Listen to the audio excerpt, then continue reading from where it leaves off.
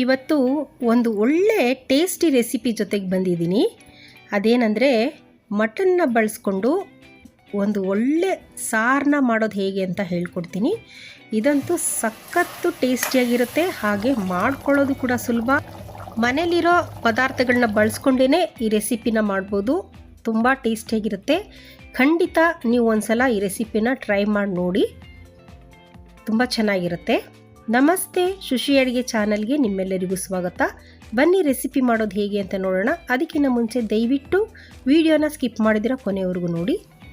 ಇಲ್ಲಿ ನಾನು ಒಂದು ಕುಕ್ಕರ್ನ ಸ್ಟವ್ ಮೇಲೆ ಇಟ್ಕೊಂಡು 2 ಟೇಬಲ್ ಸ್ಪೂನಷ್ಟು ಎಣ್ಣೆ ಹಾಕ್ಕೊಂಡಿದ್ದೀನಿ.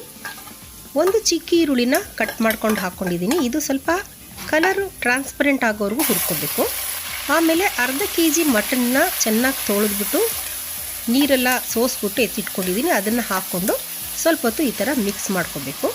ಈಗ ಅರ್ಧ ಸ್ಪೂನಷ್ಟು ಅರಿಶಿಣದ ಪುಡಿ, ಅರ್ಧ ಸ್ಪೂನು ಪುಡಿ ಉಪ್ಪು, 1 ಸ್ಪೂನು ಗರಂ ಮಸಾಲ ಪುಡಿನ ಹಾಕ್ಕೊತಿದ್ದೀನಿ. ಈಗ ಇದನ್ನು ಚೆನ್ನಾಗಿ ಈ ಥರ ಮಿಕ್ಸ್ ಮಾಡ್ಕೋಬೇಕು. ಸ್ವಲ್ಪ ಹೊತ್ತಾದಮೇಲೆ ಈ ಮಟನ್ನಲ್ಲಿ ನೀರು ಬಿಟ್ಕೊಳ್ಳುತ್ತೆ. ಆಗಾಗ ಇದನ್ನು ಈ ಥರ ತಿರುಗಿಸ್ಕೊತಾ ಇರಬೇಕು. ನೀರೆಲ್ಲ ಹಿಂಗೆ ಈ ಥರ ಎಣ್ಣೆ ಬಿಡೋವರೆಗೂ ಇದನ್ನು ನಾವು ಫ್ರೈ ಮಾಡ್ಕೋಬೇಕು. ಈಗ ಚೆನ್ನಾಗಿ ಫ್ರೈ ಆಗಿ ಎಣ್ಣೆ ಬಿಟ್ಕೊಂಡಿದೆ ನೋಡಿ. ಈಗ ನಾನು 1.5 ಗ್ಲಾಸಷ್ಟು ನೀರನ್ನ ಹಾಕೋತಿದ್ದೀನಿ.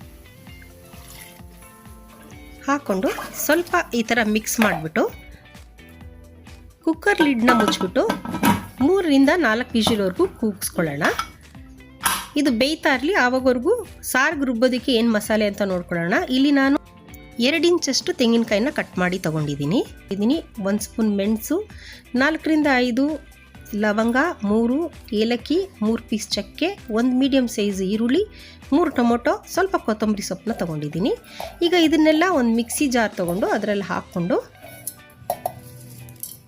ನೋಡಿ, ಹಿಂಗೆ ಮೆಣಸು ಹಾಕೋತಾ ಇದ್ದೀನಿ. ತೆಂಗಿನಕಾಯಿ, ಏಲಕ್ಕಿ, ಚಕ್ಕೆ ಎಲ್ಲ ಹಾಕ್ಕೊಂಡಿದ್ದೀನಿ. ಈಗ ಈರುಳ್ಳಿನೂ ಹಾಕ್ಕೊಂಡು ಇದನ್ನು ಸ್ವಲ್ಪ ತರಿತರಿಯಾಗಿ ರುಬ್ಕೊಳ್ಳೋಣ. ಫಸ್ಟು ನೋಡಿ, ಇಷ್ಟು ತರಿತರಿಯಾಗಿ ರುಬ್ಕೊಂಡ್ರೆ ಸಾಕು. ಈಗ 3 ಟೊಮೊಟೊನ ನಾನು ಕಟ್ ಮಾಡಿಬಿಟ್ಟು ಹಾಕೋತಾ ಇದ್ದೀನಿ. ಹಾಗೆ ಕೊತ್ತಂಬರಿ ಸೊಪ್ಪು, 2 ಸ್ಪೂನು ಶುಂಠಿ ಬೆಳ್ಳುಳ್ಳಿ ಪೇಸ್ಟ್ನ ಹಾಕ್ಕೊಂಡು ನುಣ್ಣಗೆ ರುಬ್ಕೊತೀನಿ. ಇದನ್ನು ನೋಡಿ, ಇಷ್ಟು ನುಣ್ಣಗಾದರೆ ಸಾಕು. ಈಗ 3 ವಿಷಲ್ ಆಗಿದೆ, ಕುಕ್ಕರು ತಣ್ಣಗಾಗಿದೆ. ಈಗ ಕುಕ್ಕರ್ನ ತೆಗಿತೀನಿ.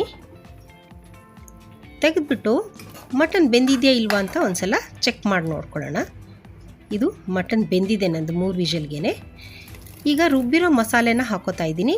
ಹಾಗೆ ಒಂದು ಅರ್ಧ ಗ್ಲಾಸಷ್ಟು ನೀರನ್ನ ಮಿಕ್ಸಿ ಜಾರ್ಗೆ ಹಾಕ್ಕೊಂಡು ಆ ಮಸಾಲೆ ನೀರನ್ನು ಹಾಕ್ಕೊಂಡು ಇದನ್ನು ಚೆನ್ನಾಗಿ ಈ ಥರ ಮಿಕ್ಸ್ ಮಾಡಿಕೊಂಡು 1 ಸ್ಪೂನು ಅಚ್ಕಾರದ ಪುಡಿ, 1 ಸ್ಪೂನ್ ಧನಿಯಾ ಪುಡಿನ ಹಾಕ್ಕೊಂಡು ಮಿಕ್ಸ್ ಮಾಡ್ಕೊತಿದ್ದೀನಿ.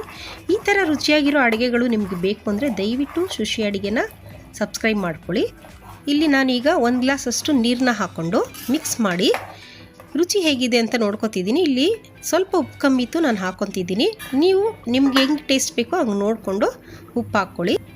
ಈಗ 1 ನಿಮಿಷ ಆಗಿದೆ, ತಟ್ಟೆ ತೆಗೆಯೋಣ. ನೋಡಿ, ಎಷ್ಟು ಚೆನ್ನಾಗಿ ಕುದೀತಾ ಇದೆ. ಅದೇ ಥರ ಒಳ್ಳೆ ಘಮ ಬರ್ತಾ ಇದೆ. ಟೇಸ್ಟ್ ಕೂಡ ತುಂಬ ಚೆನ್ನಾಗಿರುತ್ತೆ.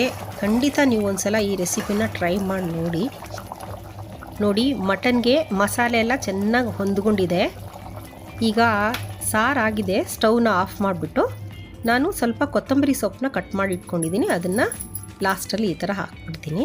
ಈಗ ಬಿಸಿ ಬಿಸಿಯಾದ ತುಂಬ ಟೇಸ್ಟಿಯಾಗಿರೋ ಮಟನ್ ಸಾರು ರೆಡಿ ಇದೆ.